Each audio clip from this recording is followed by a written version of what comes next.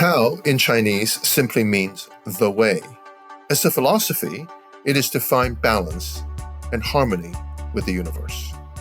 Welcome to the Tao of Chao podcast. This is a podcast about macroeconomics, geopolitics, global finance, investment themes, retirement planning, and behavioral finance, where we will try to find balance and provide a clearer path forward in this uncertain world. I'm Philip Chow, your host.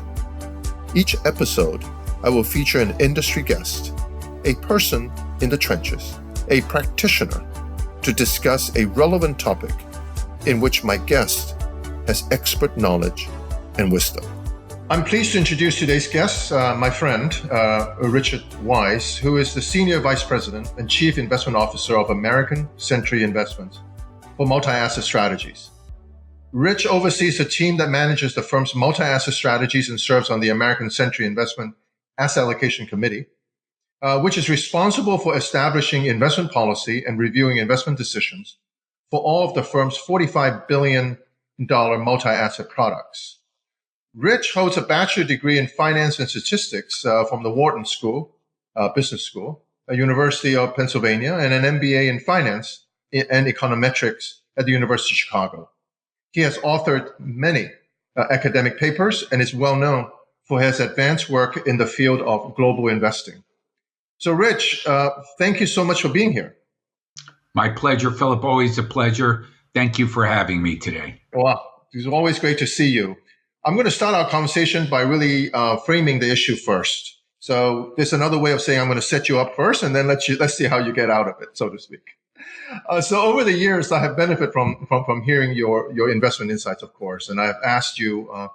I'm asking you to highlight on some of the lessons that you have learned over the 38 years of investment management experience, so the investors out there can also benefit, not just benefiting me. So in 1990, Harry Markowitz, Nobel Prize in Finance, for his 1952 paper on, I think it's Journal of Finance, marked the beginning of modern finance and the basis for statistics-based modern portfolio theory. Then came Bill Sharpe, who also won a Nobel Prize on CAPM, Capital Asset Pricing Model, which is a model to mathematical estimate of return for risk level of each investment. It seems like portfolio construction and management is very much math-based and quantitative. And from your background, Rich, we know you started life, at least, very much quantitative, very much into the theory and the science. So the question first, I guess, is investing, after all these years, science or an art to you? Yeah, I grew up and was educated in quantitative investing at Chicago, and even more so than that, efficient market theory.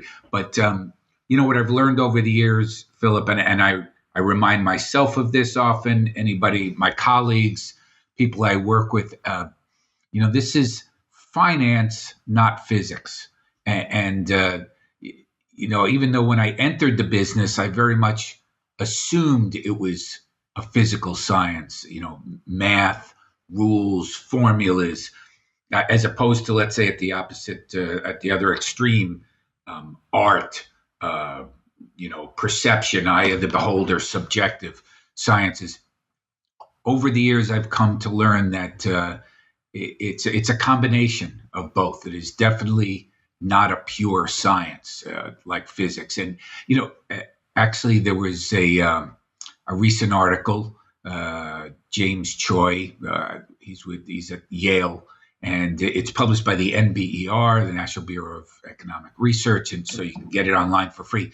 Popular personal financial advice versus the professors. And what he did is he surveyed 50 or so modern finance, popular personal finance books, and compared those prescriptions with those of normative academic economic models. And he highlights the major departures there, right? Yes. Home bias, diversification, the annuity puzzle, et cetera, et cetera. And it's a great article because I think it's right on point to your question. There's the science of investing, and then there's the art of investing. And so I believe it's a dynamic combination of both, constantly evolving, which is why the business is so exciting. One last story coming out of school. One of my earlier jobs was in global asset allocation. This is back in the early 80s. And so it was state of the art back then. It was on the forefront. And I was doing quite a bit of research, as you might expect, in global asset allocation on currency movements, exchange rates, and how they're determined. And what I came to learn, and this, again, is on this topic, science, or there are as many theories of exchange rate determination as there are currencies in existence. Purchasing power parity, interest rate parity, Fisher equation, balance of payments approach, asset market approach, et cetera, so on. And so I quickly came to learn that there's a lot of art involved. So maybe I can just spend a little bit more time on this, because this is one of the perennial discussions, right, on how we can. It's really about predicting the future. And by definition, that is a fool's errand, right? I mean, it just, you can't tell the future, but we're going to try. And we're going to try to tell the future by looking backwards. And so the smart people will say, well, you never drive forward by looking in the rearview mirror. You need to look forward. But forward is by definition unknowable. And so we have to look backwards. And looking backwards meaning looking at what has transpired in the past. And they always said that history doesn't repeat itself, but it rhymes, things like that you hear all the time. So let's just spend a quick second about market efficiency. And the entire system is based on a couple of things, among others. And I'm a novice as this compared to you, so correct me if I'm wrong. The first of all, all this theory is predicated on market being efficient. And so that we're going to spend a little bit of time on that. And number two, that we are rational economic actors. Those two assumptions seems to be challenged over time. But without those, that entire model seems to fail to completely explain everything that goes on. Is that a fair statement? Yeah, yes, I would agree. It's a fair statement. I believe the markets are fairly efficient. I mean, try and outperform in the markets, but I do not believe investors, actors are rational. And I think the whole rise, preeminence of behavioral finance is on. We'll come to that. We'll come to that in a moment, because I think there's so much excitement on that segment as well. I'd love to hear your thoughts. So I think efficient market, if I understand the definition, is the reason why the market is efficient today more so is the information, availability of information. And the moment that information comes to all the investors, we interpret it and we act on it, and we don't have information disparity in the sense that, unless we have insider information, but let's assume we're doing legal things, that you do not have any more information than I do, and then we interpret it and we agree to a price, and that's how efficient market works, if I'm somewhat correct. So under that situation, emotion really should have very little variance, because at the end, we are all seeking to make money or make a return on our money, shall we say. And so how do we explain away the disparity of return? If everything is efficient, then really nobody can outperform. But in theory, right? I'm talking about in any one asset class. I don't mean a portfolio. But that is happened to be not true. Size factor, many other factors that you know about, which is also part of quant, right? Trying to dissect within those efficiencies. There is a size, there is a quality, there is the momentum, and there's the value, all these different things. Can you share a little bit about how you think about this efficiency as you understand the term, and how we use it to our own advantage? Yeah. So going stream of consciousness here, I believe the markets are very efficient. I do not believe that all actors or investors are necessarily rational. And I dealt with institutional investors, intermediaries, advisors, high net worth, retail investors. And there's a rationality all over the place. And lastly, Philip, one of the key assumptions about the efficient market hypothesis, as I remember, it's going back quite a ways, but you have homogeneous actors, Yeah. Yes. which of course is Not true. is a fatal assumption, right? I just look at my wife and I, right? I mean, so we're definitely not homogeneous in the way we have. Yes. So I do believe, though, that there is, in one of the immutable laws in investing, the marriage of risk and return. I mean, I'd say they are risk and return are uniquely and forever tied at the hip, unlike many other more temporal relationships in investing. The thing is, though, to your point, some risks, though, are difficult to identify or spot a priori, right? Some are mispriced. When you talk about illiquidity risk or tail risk, the infinitesimally small probability of a very large loss. And so identifying true alpha just from some unpriced or mispriced risk factor is very difficult to do with statistics because there is so much noise in the marketplace.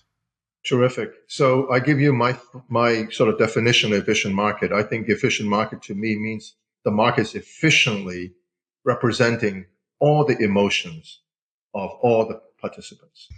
It's not about information, right? So I think of it as more, it is efficient, but efficiently not pricing necessarily, but efficiently representing all the greed and fear and all the other things that goes on. And I think that's, to me, is the efficiency, not necessarily efficiently interpreting information or in a certain methodology in a homogeneous way, like you said. I don't think that is true at all, in my opinion. Agreed. So this is fantastic. So that brings me to talking about news and noise, right? There's so much noise.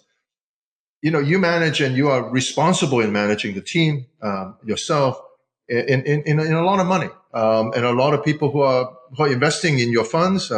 Some of my clients are as well, for full disclosure. And you have a big responsibility on your shoulder to do what you believe to be the prudent thing. How do you think about noise and or signal, some people call it, noise versus news or noise versus signal, that you feel that no, that's just not important at the moment, but that is truly giving me some directionality. Yeah. How do you do that? That is the crux of what we get paid to try to do. I mean, it's very difficult, as you point out, and I certainly don't pretend to have the answer to it. But differentiating true information from noise, very difficult to do. Again, this is finance, not physics, right? But as it's known in physics or engineering or sound technology, the signal to noise ratio is how they identify it. But in the field of economics and finance, it's painfully low. That is the signal to the amount of noise in the daily variation of price movements. And so, to your point, attempting to, ferret out an underlying trend in this ocean of waves is extremely difficult. And also a couple of points, you learn along the way. News is not something that is new to you, right?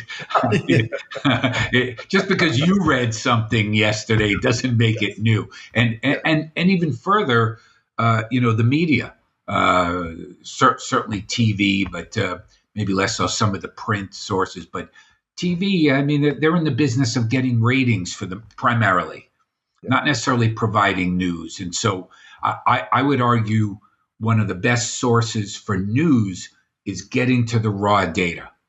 If you have access, if you have the time and the inclination, because sans interpretation or bias, right? Get to the economic and financial data, the actual earnings reports and statements, the economic reports without color commentary on it, which again, if you just watch TV, depending on which station you watch, it definitely comes off slanted.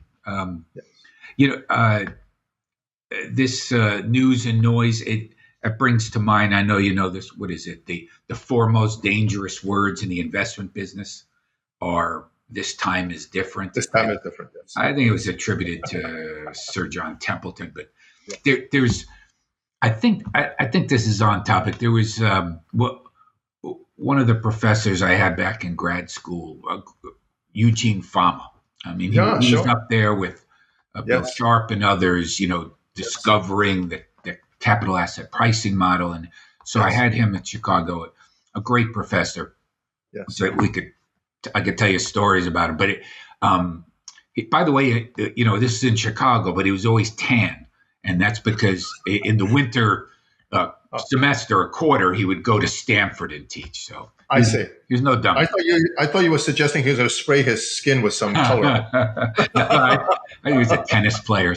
But we were this is years after I graduated, and there was some kind of alumni dinner here in Los Angeles, and Professor Fama was the guest, and he said a few words after the dinner, and then a young upstart, some grad student or recent grad student, thought they'd stump him or put him on the spot, and they said, Professor Farmer, what do you think the stock market's going to do this year? What will the S&P be up this year? And he didn't miss a beat. He shot back at the kid, the stock market, it's going to be up 10%. Plus or minus 25%. And he would be right? The standard deviation. Yeah, I mean, news or noise, finance. Is it physics or science or art? I think that sums it up. So I'm going to just push that thread a little bit more. Today is very much you cannot go anywhere, do anything without thinking about AI. Either somebody going to write this thing that actually a bot wrote it, or we were talking before the show about deep fake. That even if I'm talking now, you are not sure for absolutely put your life to it that is really Philip Chao, but it's not an image of Philip Chao with a mouth moving and things like that. So, but IT is really very powerful and becoming more and more powerful and really being integrated into investing in a meaningful and progressive way. So at the end, you mentioned a couple of times it's about data. It's about really interpreting the data. If you have enough data, the more data you have, in theory, the more you have a higher degree of confidence that this is not temporary, or this is irrelevant, or this is affirmation. And so, would you suggest that as we build more and more data, as more and more data is made available, I mean, they're talking about natural language interpretation by AI to listen to CFOs and CEOs on earnings calls, and then trace back how they have done it in the past. And when they did it this way, they were lying. When they did it this way, they were truthful. Something really far out there. Do you think the collection of all this data in the future, number one, will make the market more efficient because we're getting more information and more information is available? Or do you think this is really not really, it's only feeding those who can spend the kind of money, invest the kind of cost in buying this data or generating this data is going to be at an advantage? What's your thought on that? Well, that's a big question. AI, quantitative investing, somewhat offline, but my wife recently had a birthday, and I read her a nice poem. And I ended it with love, chat, GPT, because that's who wrote the poem. But everybody at the dinner was fooled by it. I mean, it was really straight up. So I tell you, Philip, when I come back in the next life, I want to be an influencer bot. Okay. You don't have to come back next life. We can do it right after the show. But part of what I think you're getting at is quantitative investing in part versus maybe traditional. I think it's all to the good. Look, our science is constantly evolving, and the more information and the more or better techniques we get to analyze that information, some don't get us anywhere. I remember when chaos theory was big. What was it, in the early 90s? And it didn't really get us anywhere. But to use these finer tools, the only thing is, though, again, back to the finances and physics, there's a lot of noise in the data. So thinking you can cut through the data with surgical precision. If you just have a big enough computer, enough gigabytes, you can get the answer. I don't believe that to be true.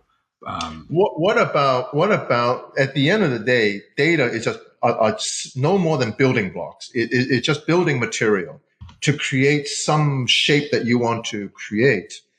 But it is still up to the individuals, the professionals, individuals like you who is in charge of really important decisions for millions of people. Make that decision of the relevancy or the directionality based on the data that you get. So there is still the human aspect. It's not just like data shows up and certain things goes. And so at the end, it's still up to the individual to interpret that data and then take action or inaction as a result of that data. Yeah, no question. And at the end of the day, you're placing bets, right? I mean, Exactly. Okay. So as a result of that, we try not to concentrate everything into one basket.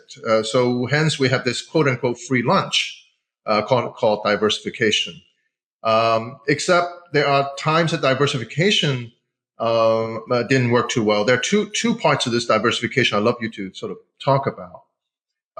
Diversification seems pretty straightforward. It's just not put all your eggs in one basket. They have a dozen eggs, you have a dozen baskets. It's great. But nobody can have more than one egg omelet, right? Because there's only one egg in a basket.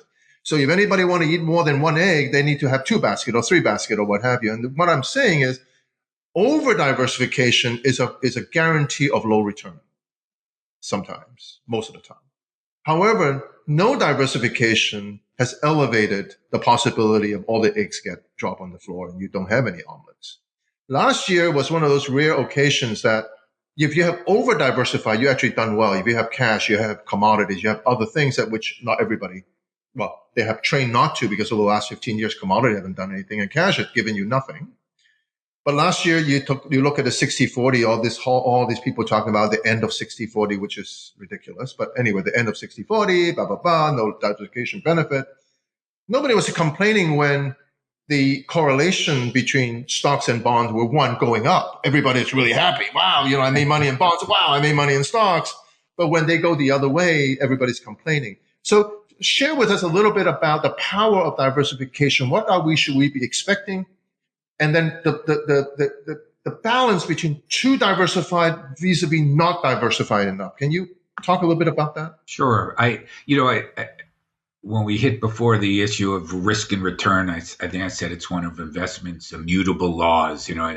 They are married, right? But diversification, that's one of the other key tenets in successful investing, right? I mean, what do they say? If you want to make money, you concentrate. And if you want to keep your money, you diversify.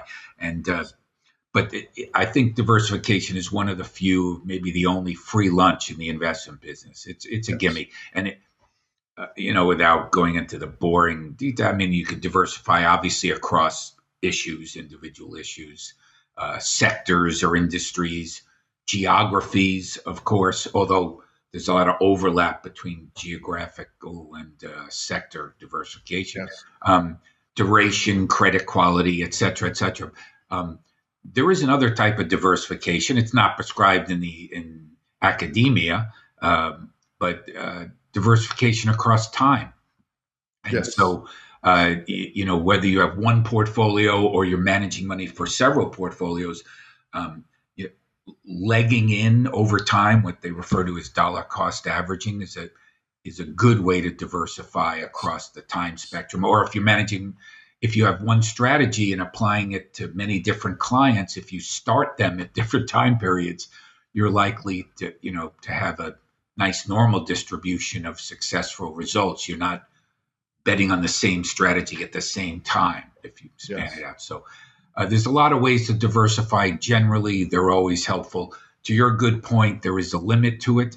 I guess the ultimate limit is the world market portfolio, where you hold every asset right in proportion to its market cap weight. That I'm not sure that's necessary. The old rule of thumb, Philip, you remember this? It was what at 30 stocks you're well diversified. Yes.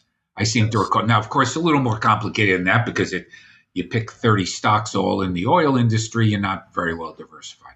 But I I use this one, by the way, and I'll give this as the answer. You know why? Because it comes from a very wise man, Solomon, from the Old Testament. Of course. You cannot argue with this one. I think it's Ecclesiastes. I don't know the actual chapter and verse, but the quote, I'm going to paraphrase. I don't know exactly, but it's divide your portion to 7 or 8 because you don't know if what misfortune may occur, something like that. But Solomon pointed to 7 or 8 portions, so I'll go with that as your asset class, your optimal asset class. 7 to 8 baskets for a dozen eggs is what you're saying. I'm going with Solomon. You could argue with him. But of course, the allocation sizes matter too, right? It's how much do you put in each basket. He didn't necessarily state to direct to do equal portions in each basket. So over the last 3 years has been challenging 3 years. That is after the challenging 2008-9 period, and that was after the 2000 period, so on and so forth. So every decade or so, we have something that new pops up that challenges us. And although I think that our firm have done the right thing in directionality in terms of anticipating the macro risks and anticipating what are some of the more obvious answers, we did well, but always worried about timing and sizing, which is really what you're talking about. I may be right, but I was Chicken Little. I was not willing to have the conviction enough to say, "Yup, this is like a hedge fund or a person who says, no, I'm betting the farm on this," because for our clients, it's about stability. It's not about the maximum return, like your point. Yes. Which I think that American Century, the funds that you manage, I think one of the, if I recall correctly, if I understand correctly, especially your target date funds, is very much about taking on appropriate risk to provide a stable, predictable stream of future returns. So you probably have 9 basket, not 8, just to be sure. Which brings me to really the final point on this question is, how do you think about tail risks? I know we can go spend 3 hours just talking about known knowns and known unknowns and unknowables. And the extreme tail risks is the unknowables, like COVID, like 9/11. Those are just, we wouldn't know. How do you allocate any amount into your portfolio, if you do at all, to fend off potentially these type of risks when it just only happened once in a decade, maybe, right. But not having it seems, no, we know it's going to happen. We just don't know what and when it's going to happen. How do you feel about that? Well, first and foremost, I definitely go back to my quantitative roots to help with portfolio construction and allocations, yes. Because that's really where quantitative analysis shines. I would hesitate to try to do that by just guessing at it appropriately. That's right. You can use optimization routines, many different types, to really weigh the risk return balances there and make an educated prediction about what the best allocations are, and that includes guarding against all types of risks, tail risk included. But tail risk is an interesting one, Philip, because it's we just came out of the pandemic. I'd say that was a tail risk of sorts, sure. Right? Sure. Most of us today did not experience the last pandemic, right? 100 years ago or more, and every time this happens, I get this come up. What are called black swans, right? Tail risk, or better yet, 6 Sigma events, yes, right? And we heard that a lot around the global financial crisis in 2008. A 6 Sigma event, right? And how do we defend against it? How do we protect against it? And I'll give you the spoiler alert. You can't. What? I mean, by definition, Right. okay, a black swan or a Six Sigma event is unknowable, both in terms of timing and derivation effect or magnitude. It is by definition unforecastable, right? It's tautology. So, by the way, Six Sigma event, I did have to look this one up back then, but because I didn't know it off the top of my head. I know what 1 sigma is, 2 sigma, but Six Sigma event is equal to twice in a billion.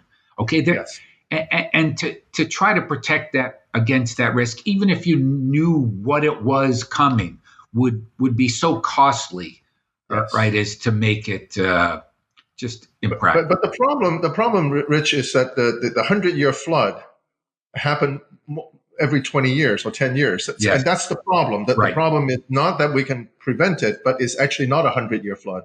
It's really a 10-year or 12-year flood. Yeah, yes, sir. Because we're left, our distribution is not normal, right? It's leptokurtotic. We have fat tails in statistics jargon. So yes, extreme events happen more often than is predicted by the normal. I almost took that personally when I thought you were telling me I have fat tails.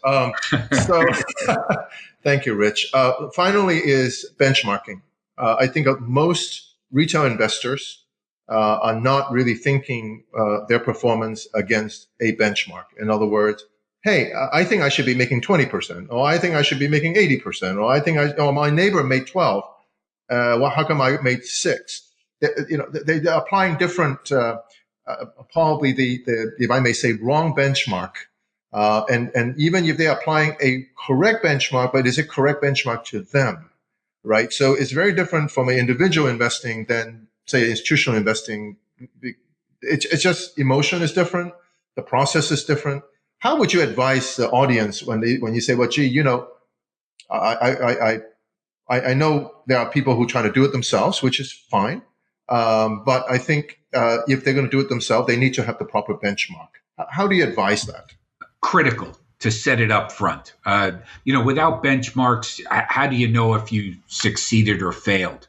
Right? It may be in the advisor's best interest to not have a benchmark, because then there's no way to judge. You can't fire them, right? They can never fail. Yeah.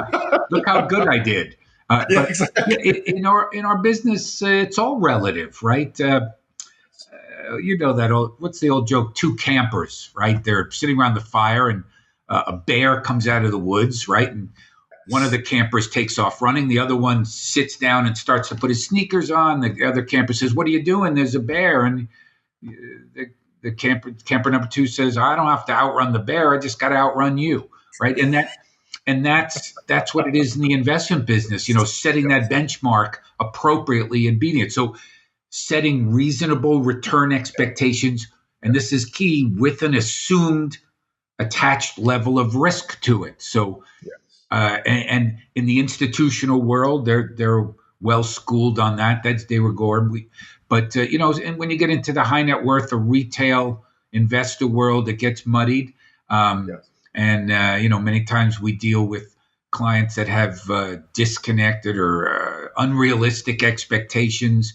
And the benchmark, I think you mentioned, but the benchmark could be, here's what I want you to do. I want you to beat the S&P 500 or cash or zero or what my neighbor did last year. I mean, they want an option on the best performing asset class in the world, which, by the way, is technically doable. It's just ridiculously expensive, right? I'm very happy to announce to the world that you are not my neighbor, so I don't have to beat you.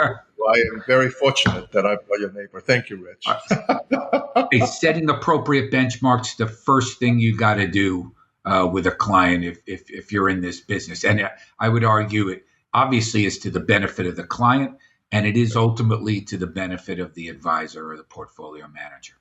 So when you are working with your team, every year you review, obviously reset and take a look at your benchmark and take a look at all your assumptions and take a look at all that. Is that an annual thing, or is it also ongoing? And how can you share a little bit about how you do some of your work? Oh, sure. Well, with the advent of computer technology, I would say it's continuous, but it's certainly not annually. I mean, you may get marked with the client annually, at their board meetings or committee meetings or quarterly, but we measure it literally daily. And it's not just return based, right? We're measuring the risk parameters in all of their various incarnations, all the risk premia, the volatility. And here's another interesting point I'd make about benchmarks and exceeding them or not. If you have a manager, now this doesn't happen very often, but if you have a manager whose tracking error, stated or expected tracking error, is X, and they, of course, if they, underperform, you're going to be looking to possibly replace them. But if they outperform the benchmark by more than 2X, their stated tracking error, that may be cause for looking at them to fire them as well. Because if a manager is taking the level of risk where they're beating the benchmark by twice as many standard deviations as they expected, something's askew. They're taking too much risk, which means they very well could underperform by that amount in the next time period. So it's definitely a symmetric measurement. Even if you don't fire that manager, you should not be running for joy because they're going to repeat that performance. That was luck, or that was just deviation of a one-time basis. It's not luck versus skills. We're gonna go there. So since we talked about all these wonderful, we could just stay on that topic for a while. The Nobel Prize. So I'm going to name a few more. Herb Simon in 1978 and Daniel Kahneman 2002 both won Nobel Prize in Economics for behavioral finance. That was sort of it's just fantastic stories, books that have been written about them. I think movies been made about them. In 2013, the Nobel Prize in Economics was shared by Eugene Fama, who you already mentioned, Lars Hansen, and Bob Schiller, for market inefficiency, which we also just briefly touched on today. And Richard Thaler was awarded the 2017 Nobel Prize in Economics for his contribution to behavioral economics. And I think he wrote the book Fast and Slow or something to that effect. Interesting book as well. Really like that. So all of this has blown a big hole in efficient market in that, as I look at it, which is an important basis, of course, for modern portfolio theory. So Rich, do you agree that what are some of these biases? I think you already said you're leaning in that direction. Investors should be really aware of how they think. Investors, I don't mean retail investors only, but professionals like you and me who are responsible for other people's money, that we need to not only check their biases, I think we need to check our own biases. Any thoughts on that? And maybe we can start talking. All my favorite topics are coming up. So give me your thoughts on this. Yeah, sure. First of all, I mean, my introduction to behavioral finance was way back, and it was DeBont and Thaler's early paper on the topic. But it's been advanced since then, light years. Yes. Mayer Statman, Hirsch Sheffrin at Santa Clara have written books that are, not only positive but normative. In other words, not only how to use behavioral finance biases to explain what happened, but potentially to predict what may happen. And so it's really moved ahead. It's an important part of investing today. It goes back to our discussion about art versus science, because it's Darwinian. The actors that we are bring all of our stuff with us, and many of the decision mechanisms and processes we use in real life, we apply in investing, even though they may not make sense, but they're inside of us for survival reasons. Back when we were, fighting the saber-toothed tiger. And so these are things embedded in us. They're important. They are part of the market, therefore, which may explain why prices deviate from perceived fair value from time to time, or there is momentum or bubbles that occur. But it's all part of the markets, and it's a very important part of investment management. So sometimes we all feel, let me just say this way, I think probably a dozen years ago when Mohammed Al-Arian was still co-CEO at PIMCO, I was in his audience. He was giving us a speech.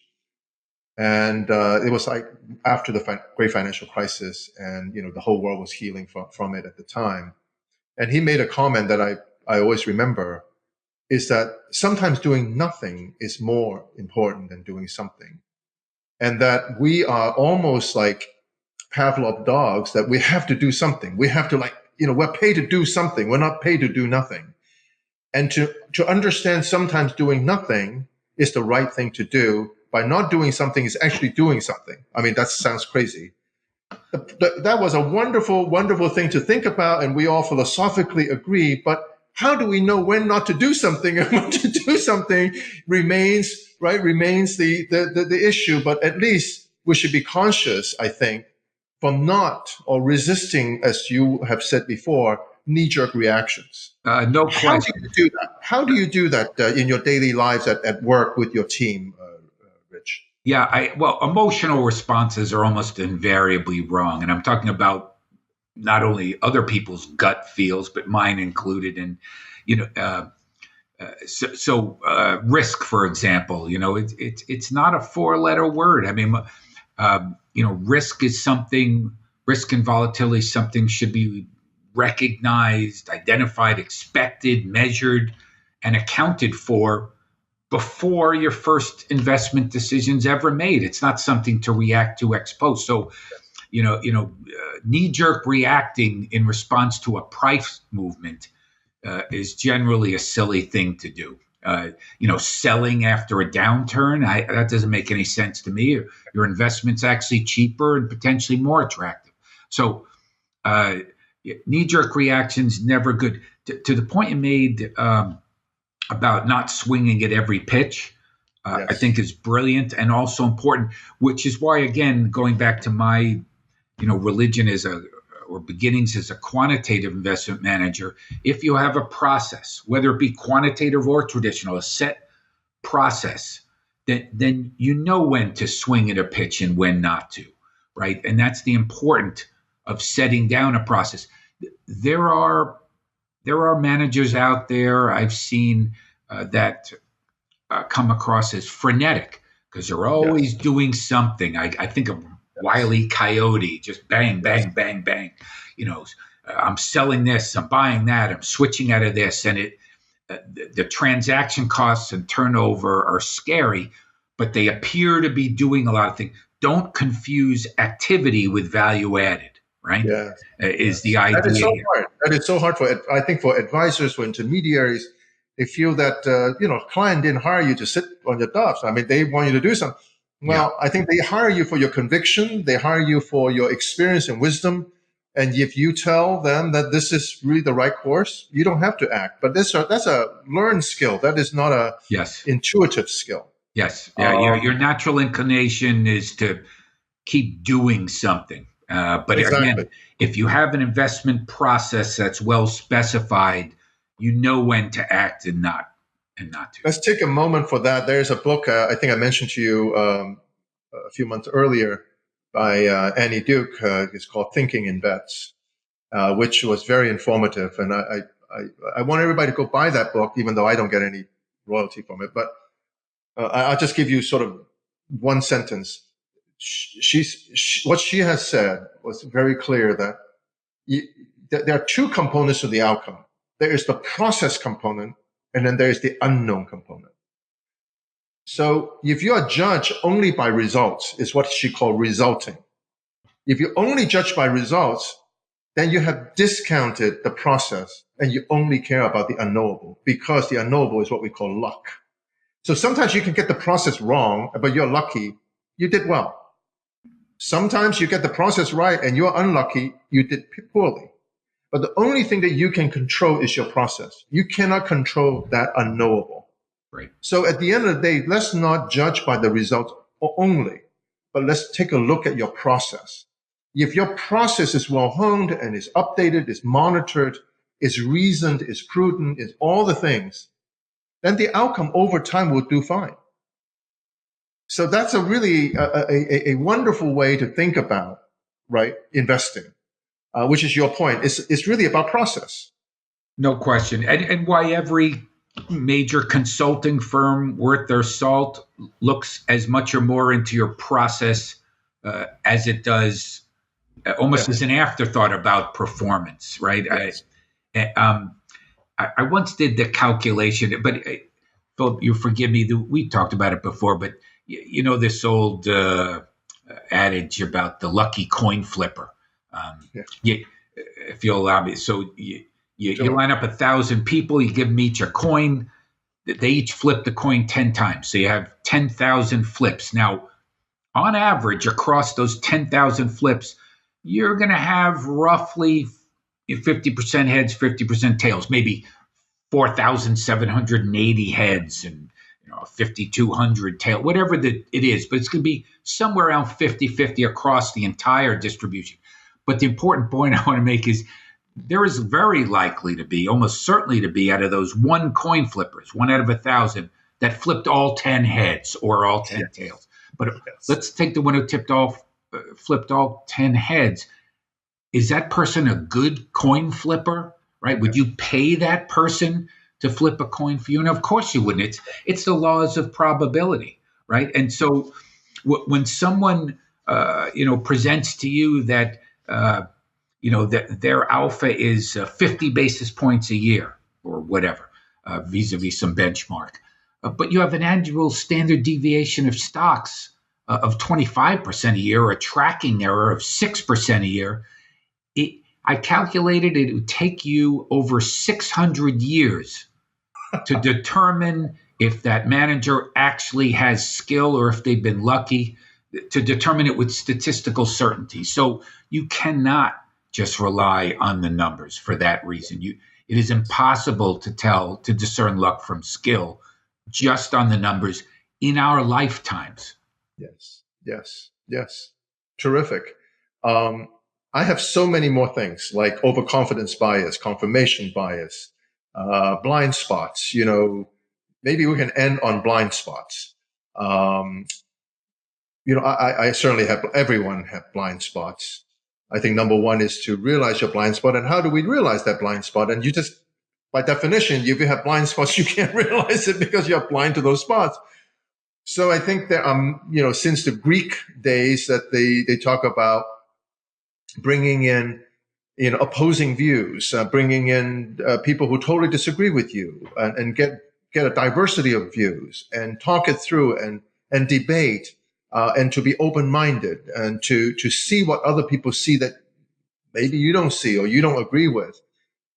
Do you do that in your investment committee? How do you do it, and how robust is it? We certainly do that, and I highly recommend it. I think it's valuable. But as a check on your process, starting with an investment process, and then you can check it against other opinions. But I hesitate to allow groupthink to take over the investment process, or to worse yet, override it. Making decisions by committee. Have you ever sat down with, let's say, 6 or a dozen folks and tried to wordsmith a paragraph, much less an essay? It's ridiculous. It takes years, and I would argue the outcome is no better. Getting all those opinions really clouds it up. If you have a process, checking it is always a good thing. This was early on in my career, a true story. I'll leave the bank I was employed by out of it, but there was a portfolio management committee. We're sitting in a meeting. There was a stock that the process, the quantitative process we were following, wanted to sell. But we sat in this committee of 10 or 12 professionals at the time, most of them much more experienced and older than me. And it was debated for 3 hours, one stock position. And we decided to sell a tenth. That was what we decided to do. Sell a tenth of the position, because that's what pleased all 10 or 12 professionals. So I would argue against that. At least everybody go home somewhat not unhappy. Right. What's it called? Satisficing. Yes. Well, Rich, I know time will fly by like this. I just know it because every time we spend time, it's like never enough time. So let me know if you have any other sort of parting thoughts for the audience to sort of say, if there's one thing that I would recommend is blah. What would that blah be? I don't mean negative blah, but what would you leave behind? I guess I'd end where we started. It's important to remember this is finance, not physics. It's part art, part science. You're dealing with human beings. And so, although, again, my background was very quantitative, I've learned over the years how to inject other elements into our investment process, especially when you're running an investment business, right? Which, there's something we could talk about for hours, right? The difference between investing and the investment business, two totally separate worlds. But it's a blend of art and science, which is why it does take some time if you're coming from either side. It's not all about sales and it's not all about performance. It's definitely a combination of the two, and that's what makes it an interesting and great business. That's great. So it would be fair to say that for any, the old days is that the kids don't do this at home, in the sense that it is really hard, even for professionals. I don't know about you, but it's really hard when we look at ourselves and we try to manage our own money. Somehow we become a little less objective. Somehow we're a little less cautious. Somehow we are more biased when compared to me helping my client institutions in advising them and in managing their portfolio. It seems like I'm all of a sudden more objective and more clear.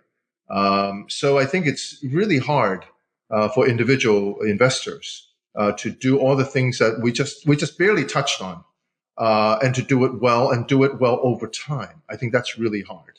Yeah. Philip, our business, I think of a medical analogy. There are those patients who go into the doctor and they say, hey, I'm not in good shape. I'm overweight. I have diabetes, this, that. Can you give me a magic pill? And of course, there is none. And many doctors, when you're feeling ill, will come and say, look, rest, drink lots of water, exercise, take some aspirin, But nobody wants to hear that. They want the magic pill. I think there's a direct analogy to investing, okay? There are some basic tenets, diversification. You don't get return without taking some sort of risk. These are the main ones. There's no shortcuts around those. And when you hear any, you should run.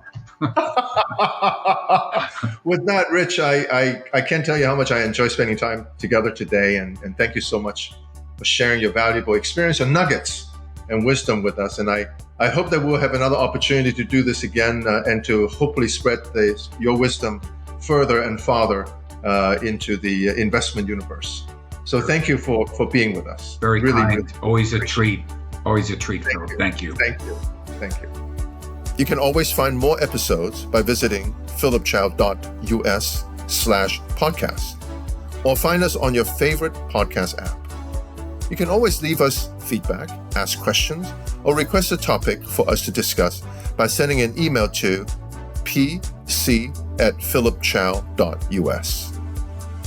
Views expressed in the Tao of Chao podcast are individual opinions, and they do not represent the employers of each guest or the firm each guest is associated. Our podcasts are for educational and informational purposes only and should not be deemed or viewed as investment advice or recommendations. Please consult your personal financial advisor, investment expert, or investment fiduciary before taking any actions about your plan and investments.